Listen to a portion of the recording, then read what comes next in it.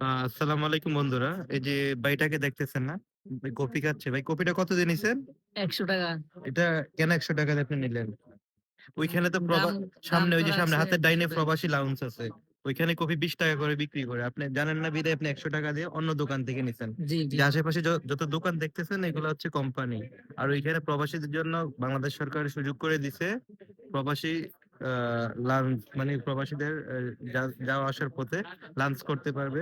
এই কফিটা ওইখানে ৳20 বাইরে যে ৳20 দিয়ে পাওয়া যায় এটা সেম ৳20 একটা পানি বাইরে ৳20 এখানেও ৳20 ফাস্ট ফুড সবকিছুই আছে একদম লো রেঞ্জের মধ্যে। তো এই ভাই জানে না বিধায় এই কপিটা ৳১০০ ৳১০০ খায়া দিয়ে নিছে। লাগছে তো ভাই দেশের বাড়ি কোথায়? চাঁদপুরে। কোন দেশে যাচ্ছেন? সৌদি। নতুন? জি। কি কাজে? এই রেস্টুরেন্টে আ কত টাকা দিয়ে যাচ্ছেন?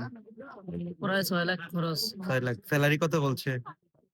বলছে ৪০-৪৫ হাজার টাকার মতো। আ দালাল না এজেন্টের মধ্যে? বাড়ির লোক। বাড়ির লোক। জি। তো ঠিক আছে ভাই আপনি ভালো থাকেন। ভালোভাবে সৌদি যান। আপনার মনের আশা পূরণ হোক। আসসালামু আলাইকুম ওয়া রাহমাতুল্লাহি ওয়া বারাকাতুহু।